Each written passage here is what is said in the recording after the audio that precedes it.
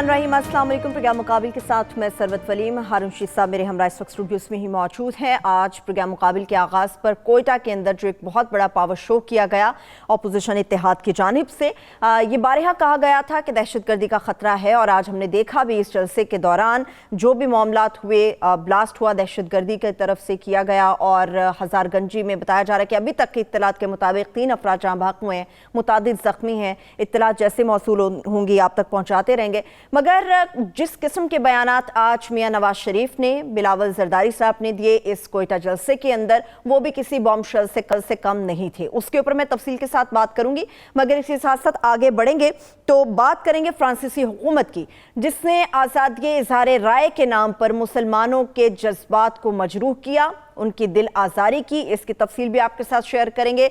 इसके साथ साथ लाहौर की ऑरेंज लाइन ट्रेन की बात होगी। तो एक था, बड़ा इंतज़ार था जल्द अज जल्द इसका इफ्तिताह हो, और कल से ये बाकायदा हमें नज़र भी आएगी, लोग इस पर सफ़र कर सकेंगे। मगर मंसूबा एक है, इसके इफ्तिताह 2 किए गए। कोरोना के हवाले से भी ख़ास तौर पर बात करेंगे। हारून साहब, वैसे तो कोयटा जलसे पे बहुत सारी ऐसी बातें और बॉम्बशेल है जिस पे बात करना ज़रूरी है। जो एक चीज़ मेरे दिल को छू कर गुजरी और जिस पे बात करना ज़रूरी है, अवैस नूरानी साहब ने आज जलसे के अंदर ये नारा लगाया, आज़ाद बलूचिस्तान, बलूचिस्तान आज़ाद करो। अवैस नूरानी बेचारा कोई चीज़ नहीं है, ज़ागों के तसर्रुफ़ में अकाबों के नशेमन। उनके वालिद बहुत बड़े लीडर थे, नहायत सादा ज़िंदगी बसर की।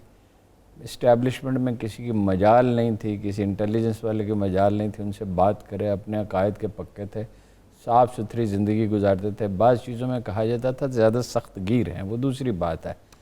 छोटे से फ्लैट में रहते थे, जाओ लोग वहाँ से गुजरे तो किसी ने उनसे इशारा करके कहा, उसके बहुत सख्त खिलाफ थे। ये है शाह नूरानी का मकान। अच्छा, इतना से छोटा सा फ्लैट, कुरान पढ़ते रहते थे।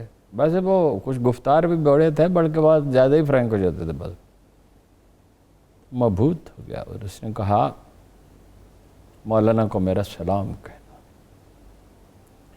अब ये बच्चा उनका बेटा है जी, इसको किसी ने कहा कि इसने क्या कहना है, इसकी तो कोई 10,000 की भी फॉलोइंग नहीं है पूरे मुल्क में, और इसको गालबन कोई चकमा वगैरह दिया तो मैं सेनेटर बना देंगे, कुछ बना देंगे, स्पेशल सीट उसके ऊपर ही ऐसे। और जो बात वो कह रहा है उसका मफहूम ही उसे मालूम नहीं है। बलूचिस्तान के बगैर तो पाकिस्तान क्या है? आपके साहिल समंदर दे दें दुश्मन को, ये इंडियन क्या चाहते हैं? ये इंडिया का मुतालबा है, भारत इसराइल दोनों। अच्छा, बगैर सोचे समझे नहीं, भारत का मंसूबा है। मतलब ये कि इसराइल क्यों नहीं चाहेगा? इसराइल तो पाकिस्तान का खात्मा चाहेगा, इंडिया भी चाहेगा। अनारकी इंतशार, खतरा तो पाकिस्तान से ही है, इसराइल को भी इंडिया से, और इंडिया के तो पहले दिन से है। वाकया जो रूनमा हुआ है वो ये है जो नवाज शरीफ साहब ने बात कही है बड़ी ओपनली, और उन्होंने फौजियों से कहा, आम फौजियों से कहा वो तावन न करें जी। उन्होंने सिविल सर्विस से कहा वो तावन न करें। बिल्कुल। मसलन जो कुछ कहा तो ये जो कानून के ख़िलाफ़ हो, मगर उसकी ताबीर कौन करेगा? यानी SHO से कहा जाए कि SSP का जो SP का जो हुक्म हो, DSP के कानून के खिलाफ मत मानो, अब उसकी ताबीर थानेदार खुद करेगा। DSP SP की ना माने, SP CCPO की ना माने, CCPO IG की ना माने, और IG हुकूमत की ना माने, स्टेट ख़त्म हो गई। इसको अनारकी कहते हैं। उसने आवाम से भी कहा, आपको याद है इमरान खान साहब ने कहा, देखो धरना तो एक अलग बहस है, होना चाहिए था या नहीं होना चाहिए था। बिजली के बिल फाड़ दिए, कहा बैंकों से पैसे न भेजें, हुंडी से भेजें, और सिविल डिसोबीडियंस। तो मुझसे उस वक्त पूछा गया, मैं हॉस्पिटल में था, फ़ोन किसी ने किया, मैंने कहा इस गलती पे वो बहुत पछताएगा, बिल भी पे करने होंगे, डिसोबीडियंस भी नहीं होगी। देखिए होगा नहीं। अव्वल तो तमाम दुनिया में जो सर्वे होते हैं वो बताते हैं कि फ़ौज सियासतदानों से ज़्यादा पॉपुलर होती है, इसलिए कि जान ख़तरे में डालती है, और आवाम की इसीलिए डिसिप्लिन में रहती है, अपनी तनख्वाह में बसर करती है। मैंने एक मशहूर ब्रिटिश खातून अखबार नवीस से पूछा कि अपने सियासतदानों के बारे में तुम क्या कहती हो? उसने कहा डिसगस्टिंग। वो तो निज़ाम का दबाव है ना कि वो ज़्यादा गड़बड़ नहीं कर सकते। बात यह है, नवाज शरीफ साहब हद से गुजर गए, उस हद से गुजर गए जिसके बाद वापसी नहीं होती। ये ऐसा आदमी है जिस पे किस्मत ने बड़ी मेहरबानियाँ की, मगर वो वजीर बना, वजीर आला बना, 3 दफ़ा वजीर आज़म बना, हर दफ़ा इसने अपने आप को खुद बर्बाद किया। ہر دفعہ اس شخص نے میں بھی بہت عجیب ہوں، ایسا عجیب ہوں کہ بس خود کو تباہ کر لیا اور اس کا ملال بھی نہیں. یعنی ہوش و حواس ہی ہے، داغ کا شعر ہے، ہوش و حواس تاب و تماں کھو چکے ہیں داغ، خود بھی جانے والے ہیں سامان تو گیا. جب آدمی اس حد کو پہنچ جاتا ہے، دیکھیے یہ منت سماجت کرتا رہا. 2-3 اس کی بڑی غلطیاں ہیں. ایک تو فوج جو ہے وہ سول سروس کی طرح نہیں ہوتی، دنیا میں کہیں بھی نہیں ہوتی. دوسری پاکستان کی ایک خاص نوعیت ہے، بلوچستان میں کچھ لوگ علیحدگی پسند ہیں، انہیں باہر سے مدد ملتی ہے. سندھ میں کچھ علیحدگی پسند ہیں، تھوڑے سے ہیں مگر انہیں مدد ملتی.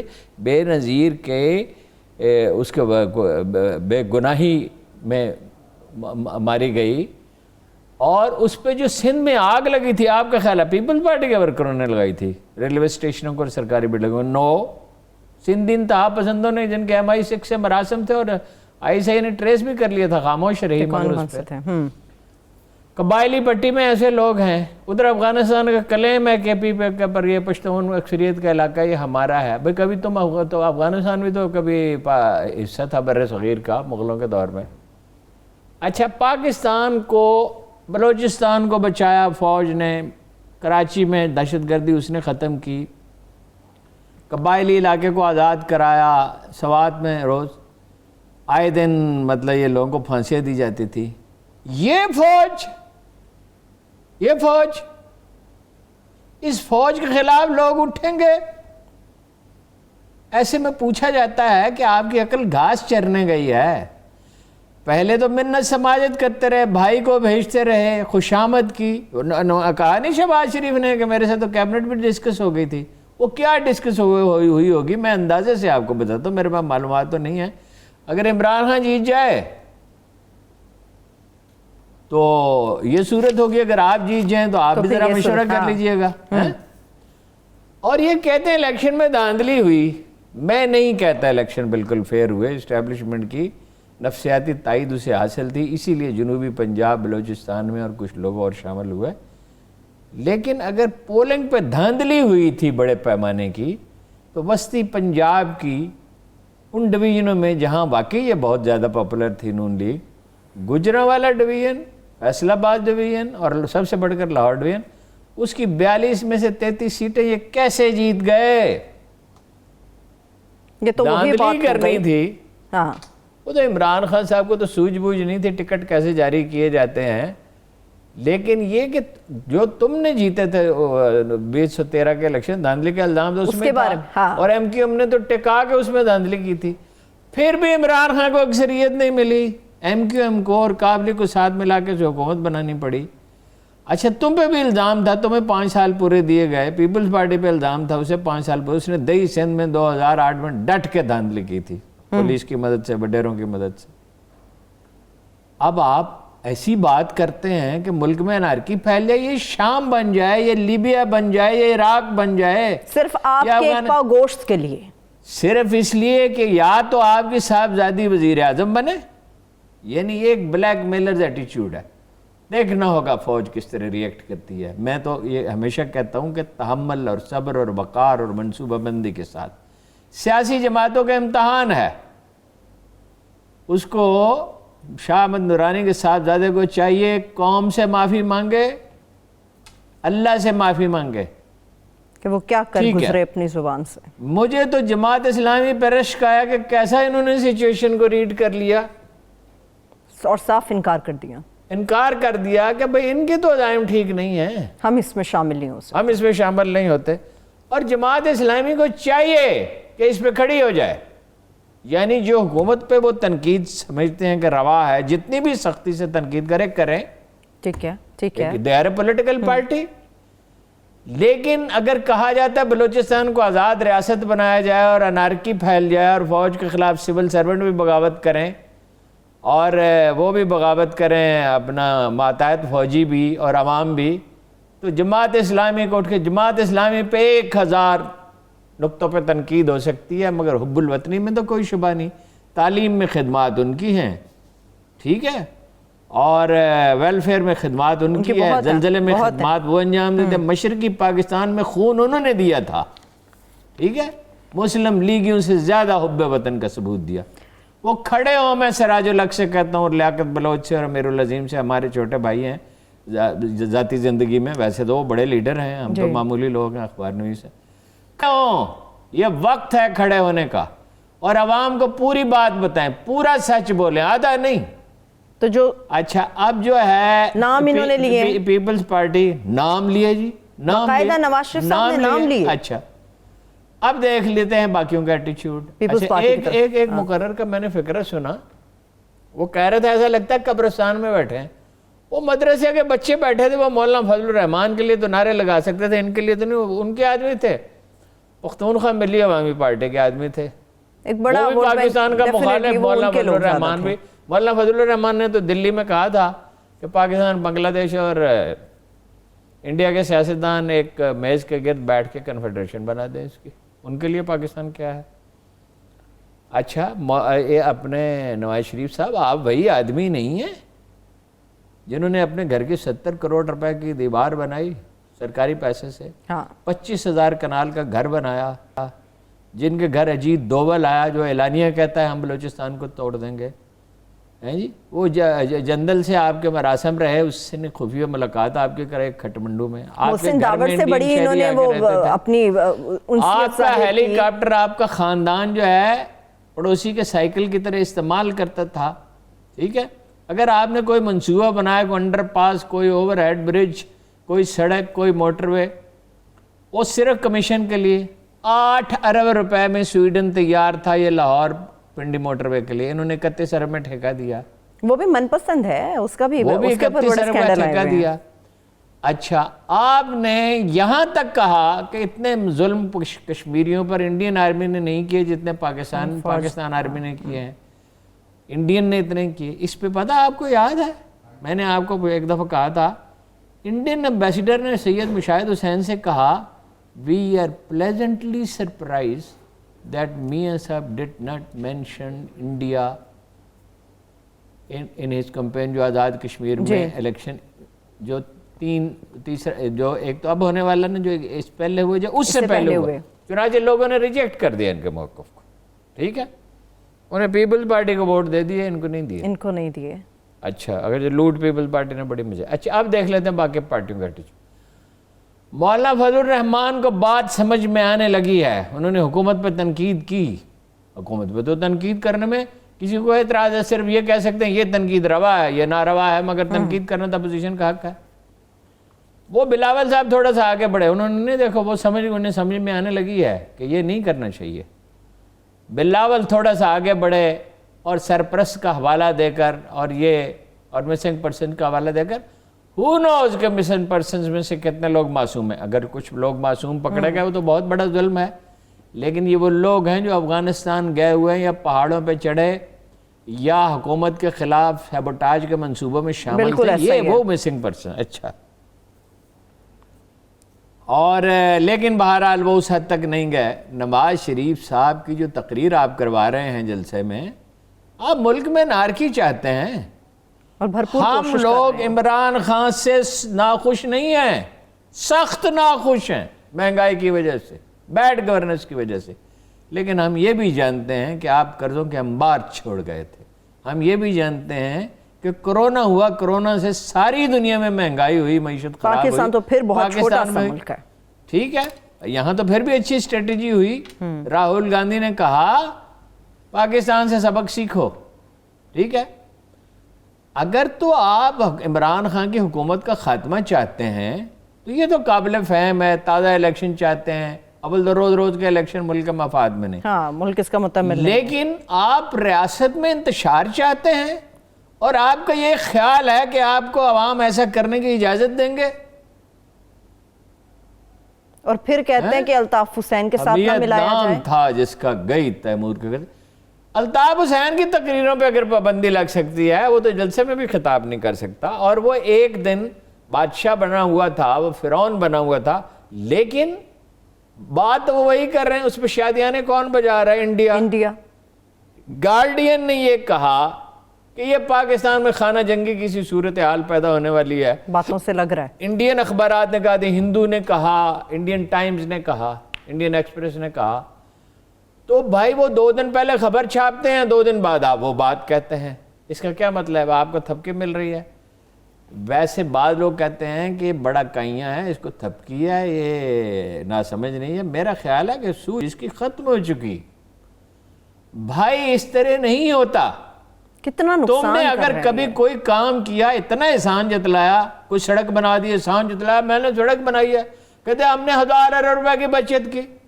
اور یار یہ بوتل ایک دکان سے ملتی ہے 150 روپے کی، ایک سے 125 کی، ایک سے 120 کی، تو میں 120 والے سے خریدوں گا، پھر گھر والوں پہ احسان جتلاؤں کہ میں 30 روپے کی بچت کر کے آیا ہوں. اچھا، نیشنل سیکورٹی ایشوز پہ آپ بالکل بے حس ثابت ہوئے. آپ کے گھر آیا اجیت دوول، آپ کلبھوشن یادیو کا نام نہیں لیتے تھے، ٹھیک ہے. آپ نے کہ وہ گواہی موجود ہے محترمہ تسنیم اسلم کی کہ ہم سے کہا جاتا تھا انڈیا کے خلاف سخت بات نہ کرو. کی جائے. باسط صاحب کی گواہی موجود ہے کہ حریت کانفرنس کے لوگوں سے یہ ملے نہیں. اور باسط صاحب کے سلیمان مجھے فون کرتا تھا کہ فلاں کو ویزا دے دو، فلاں کو ویزا دو. بھائی وہی کوئی جاسوس ہو سکتا ہے، راہ کا آدمی ہو سکتا ہے. انڈیا سے آپ کو اتنی محبت ہوگی، آپ تصویریں نکالیں جنرل رائل کے ساتھ. وہ جو زمانہ تھا جنرل رائل کے ساتھ تصویریں نکالیں، منہ پھولا ہوا، ناراض. اور اس کے مودی کے ساتھ نکالیں بڑا خوشباش، ہنستا کھیلتا ہوا. ایسا ہی ہے بالکل. بھئی آپ کا ملک ہے، ٹھیک ہے. عجیب بات ہے، اپنے ملک کے ساتھ اور اپنی قوم کے ساتھ آپ کا یہ ایٹیچیوڈ ہے. یہ 300-400 گنا آپ کی جائیداد ہو گئی، اس کا جواب آپ کے پاس آپ کو اقتدار ملا، اور آپ اس ملک کی پیٹھ میں خنجر گھونپنے کی کوشش کر رہے ہیں. آپ کو گھونپنے کون دے گا؟ اور میں ان سے کہتا ہوں، دیکھیے مجھے کوئی ملال نہیں، پرویز رشید نے یہ پٹی اس کو پڑھائی ہے. پرویز رشید جب کمیونزم کا خاتمہ ہو گیا، یہ لوگ نواز شریف سے جا ملے، اس سے پہلے یہ جا ملا تھا. یہ پتہ نہیں کس کے لیے کام کرتا، خدا بہتر جانے. میں آپ سے کہتا ہوں کبھی اس شخص نے قائد اعظم کی ستائش نہیں کی، تحریک پاکستان کے حمایت نہیں. کبھی نہیں کیا. لیکن یہ کتنا کھوکھلا آدمی ہے. ان پہ تو مجھے کوئی تعجب نہیں. پرویز رشید یہ نہ کرتا تو کیا کرتا؟ آج کل وہ تعلق ہے مریم کا. لیکن خواجہ سعد رفیق صاحب، آپ کس کے فرزند ہیں؟ ذرا یہ تو سوچئے. خواجہ رفیق کے فرزند ہیں، جیا پاکستان کے لیے، مرا پاکستان میں جمہوریت کے لیے. چلے میں ایک بریک کی طرف بڑھ رہی ہوں ہارون صاحب. ایک چھوٹی سی بریک لے لیتے ہیں، بریک سے واپس آ کے یہیں سے کنٹینیو کریں گے، مگر اس کے ساتھ ساتھ فرانسیسی گورنمنٹ نے جو کام کیا اس کے اوپر بھی تفصیل کے ساتھ بات کریں گے. ہمارے ساتھ رہیے.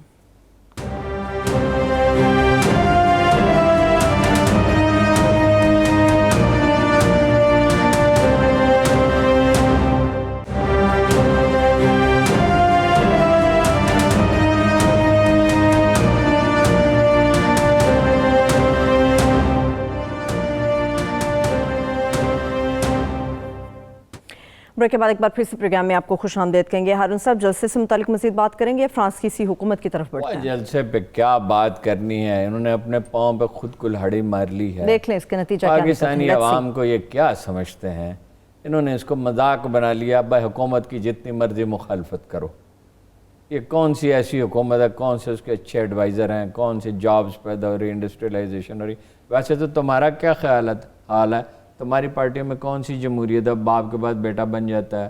عبدالصمد اچکزئی محمود اچکزئی بن گیا، مولانا مفتی محمود کے بعد فضل الرحمان بن گیا، بھٹو کے بعد ان کی بیگم بن گئی، پھر صاحبزادی بن گئی، پھر شوہر بن گئے، پھر صاحبزادے بن گئے. وہ یہ سوچتے ہیں یہی عبدالغفار خان، پھر عبدالولی خان، پھر اسفندیار ولی، پھر ان کی عبدالولی خان کی سبھی کا یہ حال ہے. ہارون صاحب اچھا، پارٹیوں میں کوئی جمہوریت نہیں، کوئی انصاف نہیں. جب تم لوگوں نے حکومت کی کیا کہ ڈٹ کے کرپشن کیا آپ سب لوگوں نے، ہاں جی. آپ لوگوں پہ کیا اعتماد کیا جا سکتا ہے؟ باقی حکومت پہ تنقید کرو. اس کے کیا دعوے اتنے بڑے بڑے ہیں جی کہ جی الٹا کے رکھ دیں گے، اور اگلے جلسے کے بعد حکومت نہیں ہوگی. کبھی جلسوں سے بھی حکومتیں گئی ہیں. ویسے وہ کیا مثال دیتے ہیں ہارون صاحب؟ کبھی جلسوں سے بھی حکومتیں گئی ہیں. ہاں باتیں کروڑوں کی، پتہ نہیں دکان پکوڑوں کی، کچھ اس ٹائپ کا بھی ہوتا ہے. وہ اونچی دکان پھیکا پکوان. اور کبوں کا کہیں سے کئی بیل مرتے ہیں، یہ بات ہے بالکل. چلیے آگے بڑھتے ہیں. پنجابی ہارون کی صاحب، کہاوت ہے. ربیع الاول کا بڑا مقدس مہینہ ہے، بڑا مبارک مہینہ ہے تمام مسلمانوں کے لیے. ہارون صاحب، آزادی اظہار رائے کی تعریف کیا ہے، اس کی ڈیفینیشن کیا ہے؟ آزادی اظہار دیکھیے بالکل واضح ہے، ہر شخص کو اپنی رائے دینے کا حق ہے، شائستہ حدود میں. آزادی اس کو کہتے ہیں، اس کی بڑی اچھی کلاسیکل تعریف دہرائی جاتی ہے کہ آپ اپنی چھڑی گھما سکتے ہیں، ٹھیک ہے، اچھا، لیکن اتنی نہیں کہ کسی کی ناک کو جا چھوئے. وہ لندن میں کوئی بڑی آدمی جا سادہ رہا مگر تھا قابل فہم. تو وہ اس کی چھڑی جو ہے نا اس کو جا لگی. اس نے کہا تم یہ کیا کر رہے ہو؟ اس نے کہا میں آزاد ہوں. اس نے کہا تمہاری آزادی میری ناک تک ہے، اس سے پیچھے ہے، تم چھڑی گھماؤ جو مرضی کرو. بات یہ ہے فرانسیسی صدر نے جو بات کہی ہے وہ اس پہ اردوان کا ریئیکشن بالکل ٹھیک ہے، اور بڑا شدید ریئیکشن ہے. دیکھیے میرے اس موبائل پہ کئی دفعہ میسج آیا، مجھے سخت کراہت ہوئی مزاحیہ بائبل پڑھیں. مزاحیہ بائبل کا کیا مطلب؟ بائبل اللہ کی کتاب ہے، تحریف ہو گئی. اس کے باوجود اس میں جو بات ہے زیادہ تر وہ نیکی اور بھلائی کی ہے، اور وہی ہے جو قرآن مجید میں ہے، تمام مذاہب میں وہی ہے، بے شک، یہودیت میں بھی، ہندو مذہب کو، جو بھی دنیا کا مذہب ہوگا. نرمی کرو، پڑوسیوں کے ساتھ اچھا سلوک کرو، خیانت نہ کرو، جھوٹ نہ بولو، رزق حلال کھاؤ، یہ کرو وہ کرو، ایثار کرو، الزام نہ لگاؤ کسی پہ، اچھا چھوٹوں پہ رحم کرو، بڑوں کی عزت کرو. بات یہ ہے کہ کچھ لوگوں کا دماغ واقعی چل جاتا ہے. وہاں تو کوئی حضرت عیسیٰ کی سینٹٹی رہی نہیں، ان کا مذاق اڑاتے ہیں، بلکہ وہ کہتے ہیں کہ ہم مانتے ہی نہیں کہ حضرت عیسیٰ جو ہیں وہ بغیر باپ کا پیدا ہوئے تھے. حضرت آدم بغیر باپ کا پیدا ہو گئے، حضرت عیسیٰ کیوں نہیں ہو سکتے؟ اور تم پھر کیسے عیسائی ہو؟ کیا ہے پھر حضرت مریم کی تقدیس کیا ہے، اور ان سنہری اصولوں کی کیا تقدیس ہے جن کی تم بات کرتے ہو؟ اسی لیے ہے کہ سیدہ مریم جو ہیں وہ نہایت پاکیزہ تھیں، اور وہ ڈری بیچاری جب وہ وقت آیا تو، مگر یہ ہے کہ اللہ نے ان سے کہا کہ ڈرو نہیں، یہ بچہ گواہی دے گا. اور سبحان اللہ، اس نے گواہی دی. دیکھیے وہ یہ سمجھتے نہیں ہیں. دیکھو وہ ہمارا معاملہ وہ نہیں ہے جو ان کا حضرت عیسیٰ کے ساتھ ہے، ان کا تو فیت ہی نہیں ہے. ہم حضرت عیسیٰ پہ مانتے ہیں، دل و جان سے مانتے ہیں، دل و جان سے ان کا اکرام کرتے ہیں. وہ کیا عیسائی ہیں؟ اچھا پھر وہ یہ نہیں سمجھتے کہ ہم مسلمان جو ہیں ہمارے لیے محض قرآن مجید نہیں ہے، قرآن مجید تو ہے ہی، آج بھی اسی طرح موجود ہے جیسا کہ تھا، رہے گا.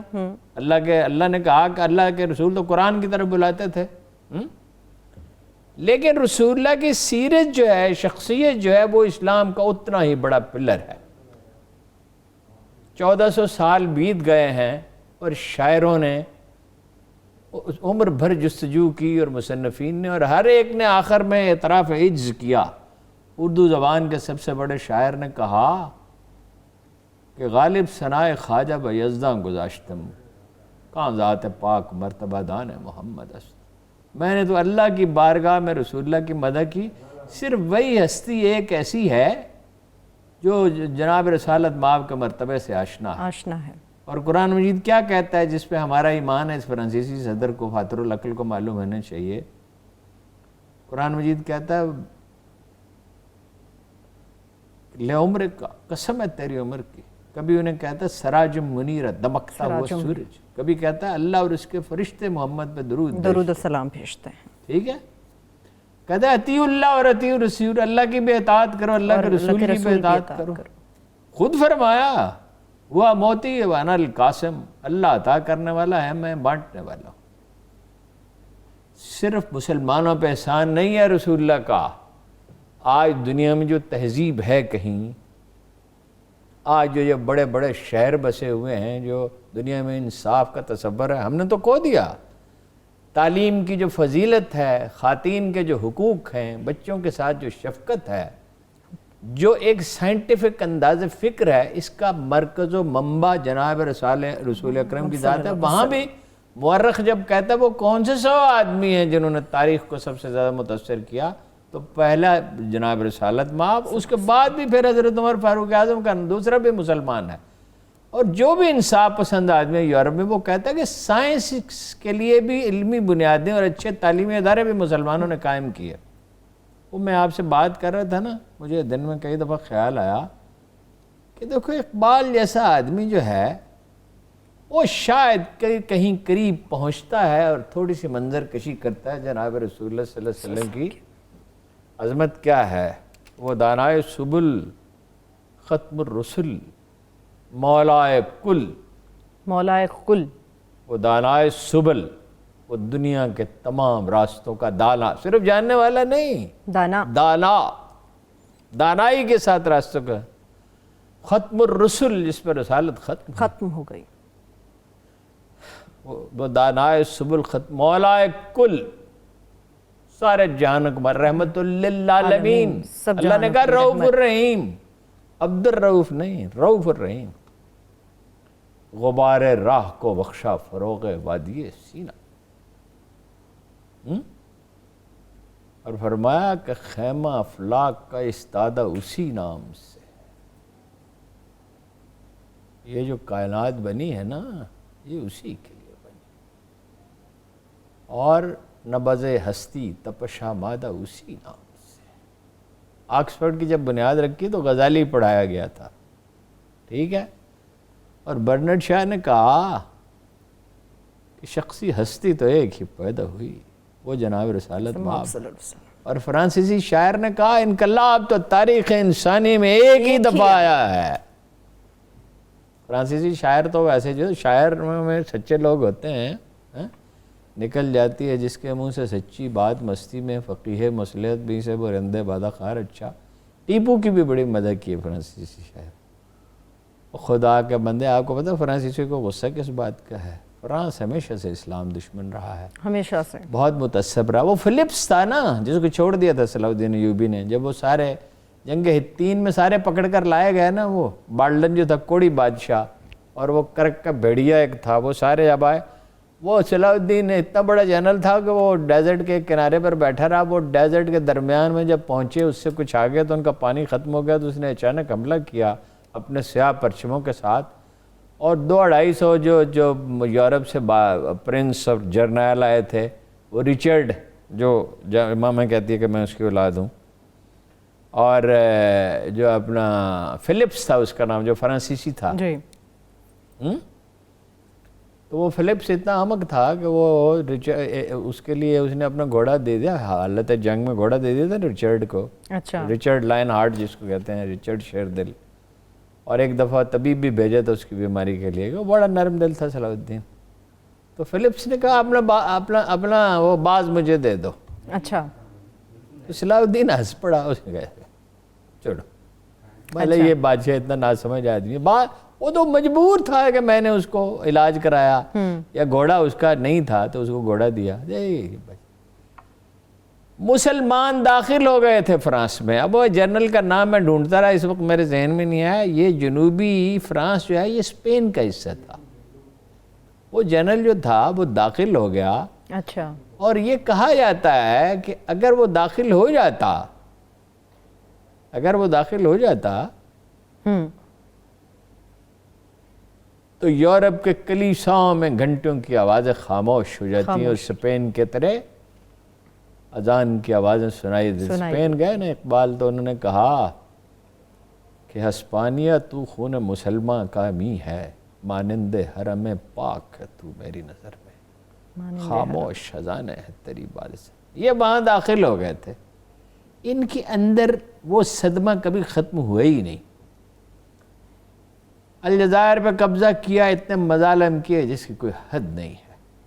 فرانسس فینن نے اتنی مذمت کی، جو ان کا سب سے اچھا لکھنے والا ہے. سارتر نے بھی، جو ان کا سب سے بڑا فلسفی ہے، مذمت کی. اچھا، یہ جان بوجھ کے چھیڑتے ہیں، اس کا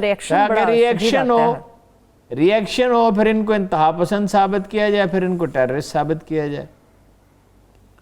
اب مسلمانوں میں اگر غیرت ہے، حمیت نام تھا جس کا گئی تیمور کر. یہ جو فرانسیسی کچھ مصنوعات ہیں کچن کی، خاص طور پہ کچھ اگر عربوں میں، عالم عرب میں زیادہ بکتی ہیں، ہم ان کا بائیکاٹ کر دیں، ان کے ہوش ٹھکانے آ جائیں. باقاعدہ مہم چل پڑی ہے ہارون صاحب. دوسری بات یہ ہے، مصنوعات کا بائیکاٹ ہونا چاہیے. بات یہ ہے وقت ہمیشہ ایک سے نہیں رہتا.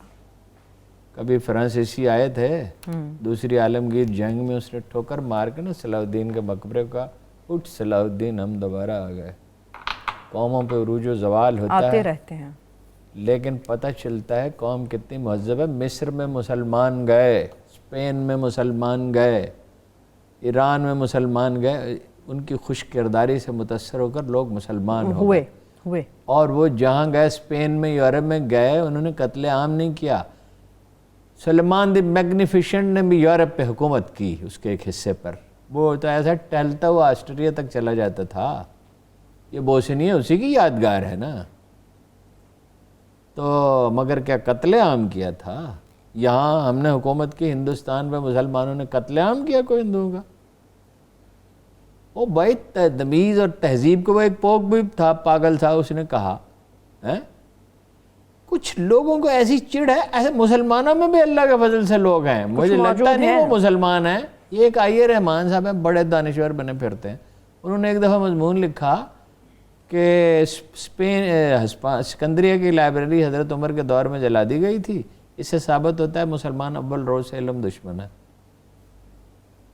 وہ ایک جاہلانہ بات کسی پادری نے 1 صدی پہلے لکھی تھی, مولانا شبلی نعمانی نے اس کی تردید بھی کی تھی, اور وہ بحث ختم بھی ہو گئی تھی کہ مسلمانوں نے تو کبھی لائبریریاں جلائی, مسلمانوں نے لائبریریاں بنائی. یہ تو علم کا جب یورپ میں ایک بھی ڈھنگ کی لائبریری نہیں تھی, ہزاروں لائبریریاں تھیں ہسپانیہ میں, فوارے تھے, رننگ واٹر تھا, حمام تھے, عظیم الشان تعلیمی ادارے تھے, عدالتی نظام تھا. عدالتی نظام ایسا تھا کہ بادشاہ کو طلب کیا قاضی نے, زمین کے ایک ٹکڑے کی بات تھی, بادشاہ طلب کیا گیا.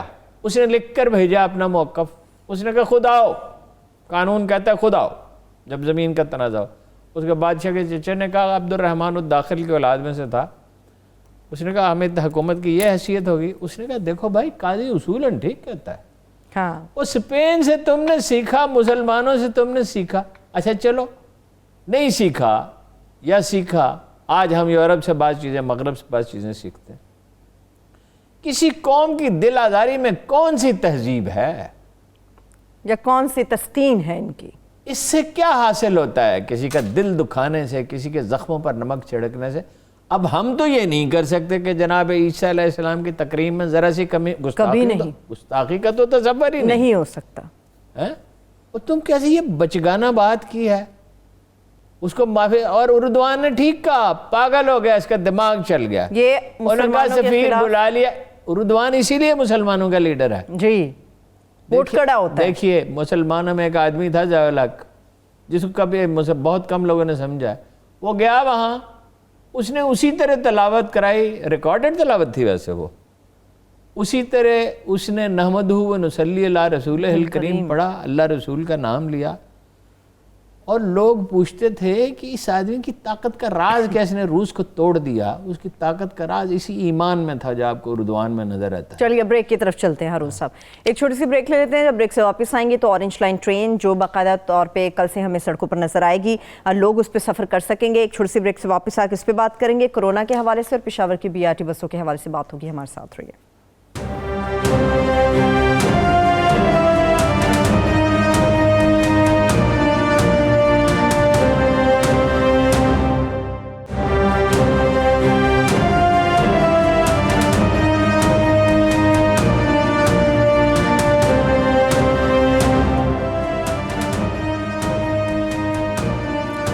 Welcome back. ہارون صاحب, BRT بسوں کی میں بات کروں گی. پہلے اورنج لائن ٹرین, یقینی طور پہ انتظار تھا سب کو کہ اس کا افتتاح ہوگا, چلتی ہوئی نظر آئے گی, مگر افتتاح تو 2 ہو گئے. سعد رفیق صاحب بھی پہنچے ہوئے تھے فیتا کاٹنے. بس کیا کسی کے بعد یا سرکاری خزانے کا پیسہ ہے کیا, یا کسی کے افتتاح کی حیثیت ہے. یہ چونکہ مزاجوں میں غلامی ہے تو ہم نے کیا تھا. ہم نے کیا تھا, تم نے کیا تھا یار, سرکاری خزانے سے پیسہ خرچ کے. پہلی بات تو یہ ہے, دیکھیے اورنج ٹرین جو ہے, ہمارا کیا مطلب, سرکاری خزانے سے پیسہ خرچ ہوا نا, بات تو اس نے کیا پلان کیا, تمہاری ڈیوٹی تھی, تمہیں حکومت دی. بات یہ ہے, سعد رفیق صاحب بعض اوقات بہت جذباتی حرکت کرتے ہیں, ٹھیک ہے, لیکن یہ بڑے محب وطن باپ کا بیٹا, اور اس کا باپ اتنا بڑا آدمی تھا, اس کی بائیوگرافی اگر لکھی جائے, یہ سوچتے رہے. مجھ سے ایک دفعہ کہا بھی, میں نے کہا میں تو خوشی سے لکھ دوں گا, لیکن یہ ہے کہ اس کے لیے وقت نکالنا پڑتا. میں تو نکالنے کے لیے تیار ہو گیا, ہاں جناب نے نکالا نہیں. تو اس میں ایک وہ پاکستان کی محبت تو اس کے خمیر میں ہے. اچھا اب بات یہ ہے کہ دیکھیے اورنج ٹرین بڑی اچھی چیز ہے. دیکھ ہر 5 منٹ بعد ٹرین آئے گی, روزانہ 2.5 لاکھ آدمی اس میں ٹریول کریں گے, سہولت بہت بڑی ہے. ایسا ہی ہے. لیکن دیکھیے چیزوں کی کوئی ترتیب اور ترجیح ہوتی ہے. جس شہر میں پینے کا صاف پانی میسر نہیں, لوگ ہیپیٹائٹس کا شکار ہو رہے ہیں, پورے صوبے میں ایک قطرہ صاف پانی میسر نہیں, یہ بھی تو اور اس کے لیے جو پیسے تھے بھائی, منصوبہ جو ہے وہ بنایا جاتا ہے ترجیحات کے اعتبار سے. ٹیکنیکل ٹریننگ انسٹیٹیوٹ بن سکتے تھے جن سے جابز پیدا ہوتی, صنعت کاری ہوتی, اسکول کھلتے, جو ضروری چیزیں ہیں, آئی ٹی کے ادارے بنتے, جس سے آج پاکستان جو ہے یہ اتنا پیسہ اگر اس پہ خرچ ہوتا 3-4-5 سال تو پاکستان کی $500 ملین آمدن بڑھ چکی ہوگی. اب 1 ارب 60 کروڑ ڈالر تو آپ نے دینا ہے, جو 350 روپے بنتے ہیں وہ تو آپ نے دینا قرضہ. 15 ارب روپے سالانہ اس کی سبسڈی دینی پڑے گی, کیونکہ اگر صحیح ٹکٹ رکھیں تو 175 روپے بنتا ہے. وہ پاکستان کے لیے ٹرین فیزیبل نہیں, وہ فیزیبل تھی, پرویز الہی والی فیزیبل تھی. ایک تو اس کا لون 4% پہ ہے جی, اس کا تھا 0.2%. وہ میرے خیال میں جاپان نے کہا تھا کہ وہ ہم دینے کے لیے تیار ہیں. نہیں جاپان نہیں, وہ تو 2 یورپی ملک جو ہیں, وہ جاپان کا امریکہ وہ تھا, جاپان کا تھا اس کا کراچی والا. یہ 2 یورپی فرمیں تھیں. ایشیائی ترقیاتی بینک کا لون تھا. اس میں پوری زیر زمین ہوتی, کسی تاریخی عمارت کو نقصان نہ پہنچتا, شہر کا منظر خراب نہ ہوتا, 2012 میں مکمل ہو جاتی. انہوں نے ایشیائی ترقیاتی بینک کو لکھ کے بھیج دیا, ہمیں اس کی ضرورت ہی نہیں ہے, 2012 میں بن چکی ہوتی. یہ اپنی ذاتی سیاسی ترجیحات کے مطابق اس چیز سے ہمیں فائدہ پہنچے گا. 50-55% بجٹ لاہور پہ لگاتے رہے جی, پورے پنجاب کو. یہ پتا آپ کو کیا کس چیز کا نتیجہ تھا اورنج ٹرین؟ یہ 30 اکتوبر 2011 کے عمران خان کے جلسے کا نتیجہ تھا. یہ ڈر گئے. وہ مجھے ایک آدمی جس نے ان دونوں کے ساتھ کام کیا, نواز شریف شہباز شریف کے ساتھ, وہ کہتا تھا, انہوں کہندا ہے وہ شہباز شریف نو بار بار جس طرح تھوڑی ماری دی, اس طرح انہوں کہندا ہے او تو ککھ نہیں کیتا, تو ککھ نہیں کیتا, کچھ نہیں کیا تم نے. اور شہباز شریف آپ کچھ کر رہے ہو, لے جائے گا نہیں تھا عمران خان. ویسے نواز شریف کہتا تھا جب وہ ٹی وی پہ سروے ہونے لگے نا کالجوں اسکولوں کے فنکشنوں میں, اکثریت نے ہاتھ اٹھا کے کھڑے کرنے شروع کیے عمران خان کے حق میں. نوجوانوں میں تو وہ نوجوانوں میں ہمیشہ سے پاپولر ہیں وہ. بات یہ ہے کہ اگر صرف اتنا کیا جاتا کہ کچھ مزید اوور ہیڈ بنائے جاتے اور کچھ اور مزید انڈر پاس بنائے جاتے اور کچھ چوراہے اور کھلے کیے جاتے اور 2000 بسیں شہر میں لائی جاتی تو اورنج ٹرین کی ضرورت نہیں تھی. اورنج ٹرین بری نہیں ہے, کلکتہ میں 100 سال سے ٹرین چل رہی ہے, کراچی کی وہ زیادہ بلکہ ٹرین کی ضرورت ہے. ٹرین بہت اچھی چیز ہے بھائی. میں اگر میرے پاس پیسے ہیں اور اتنے ہیں کہ میں مرسیڈیز کار خرید سکتا ہوں, لیکن میں مرسیڈیز کار خریدوں یا اپنے گھر والوں کی ضرورتیں جو ہیں جو بنیادی ہیں, باورچی خانہ جو جل گیا تھا اس کی مرمت کرائی تھی, وہ کہتے ایک دفعہ پھر کراؤ, مکان کا رنگ و روغن بگڑ چکا اس کو ٹھیک کراؤ, بچوں کی فیسیں ہیں, بجلی کے بل ہیں, گھر کے دیگر اخراجات, مہمان نوازی ہے, کھانا پینا ہے, تقریبات ہیں, بچوں کی 1000 ضرورتیں ہوتی ہیں. تو ترجیح آدمی مقرر کرتا ہے. ان کی ترجیح کیا تھی؟ اپنے اقتدار کے لیے سب کچھ کرنا. لیپ ٹاپ بانٹ دو, 3 ارب ناروال میں لگا دو تاکہ احسن اقبال جیت جائے. احسن اقبال نے ہم کو انڈیپینڈنٹ الیکشن لڑا تھا, کتنے ووٹ لیے تھے؟ 1200-1300, اس سے کچھ زیادہ ہوں گے. بات یہ کوئی خدمت نہیں کرنی, سرکاری خزانہ. میں آپ کو سیال کوٹ ہمیشہ یاد کراتا رہوں گا, 3 ارب روپے کا تھا, وہ 18 ارب کا بنایا حکومت نے. سیال کوٹ کے صنعت کاروں 3 ارب بنا دے, شہر کی سڑکیں بھی خود بنا دیں. یہ جو نواز شریف چیخ رہا ہے نا, رو رہا ہے, مجیب الرحمان شامی صاحب کہتے ہیں آنی صاحب کا آدمی, اس کو کہا سڑک پہ آ جاؤ, اب آپ بڑے طاقتور ہو گئے ہو, وہیں سے اس کی موت شروع ہوئی. یہ جو خوشامدی ہے نا جنہوں نے بینیفٹ کیا, کروڑوں اربوں کے بینیفٹ کیے, انہوں نے سب نے, اور بیٹی نے مروایا. اچھا چلیے, اور وہ دیکھیے وہ رو رہا ہے, یہ میرا ایک جملہ, وہ رو رہا ہے. تھی کسی رہرو کی صدائے دردناک، تھی وہ کسی رہرو، پہلا مصرع مجھ سے ٹھیک یاد نہیں آ رہا، جس کو آواز رحیل کارواں سمجھا تھا میں۔ جس چیز کو یہ پی ڈی ایم والے کارواں سمجھ رہے ہیں نا، اس کا انجام بڑا بھیانک ہے۔ بات یہ ہے جتنی مرضی حکومت پہ تنقید کرو، عمران خان نے کون سا حکومت میں رہتے ہوئے کارنامہ انجام دیے؟ جو دیے حکومت سے پہلے ہی دیے، لیکن ریاست کو تم بکھیرنے کی کوشش کرو گے تو خدا تمہیں رسوا کرے گا۔ خدا نے رسوا کیا اندرا گاندھی کے خاندان کو، مجیب الرحمان کے خاندان کو، بھٹو کے خاندان کو۔ یہ ملک اسے جو جس نے یہ کسی نے کہا تھا یہ حضرت یحییٰ کی یا حضرت ایوب کی اونٹنی تھی، کس کی تھی؟ یہ غلطی ہو جاتی ہے مجھ سے۔ پاکستان اس مقدس اونٹنی کی طرح ہے، تم بڑے مغالطے میں ہو۔ مسلم لیگ نون اپنے انجام کو پہنچ گئی۔ خواجہ سعد رفیق کے والد کی طرح جو خواجہ آصف ہیں، ان کے والد بھی بڑے محب وطن پاکستانی تھے اور بڑے گریسفل بہت تھے، اسپیکر بھی رہے وہ۔ میں ان سے پوچھتا ہوں، اپنے لیڈروں سے پوچھو، کیا تم ملک میں انارکی چاہتے ہو؟ قائد اعظم کے پاکستان کو برباد کرنا چاہتے ہو؟ چلیے اسی سوال کے ساتھ جو آپ نے کیا، اس کے ساتھ مجھے کلوزنگ کی طرف بڑھنا ہے۔ ان سب بہت شکریہ، میں تمام دیکھنے والوں کو شکریہ، مجھے اجازت دیجیے، اللہ حافظ۔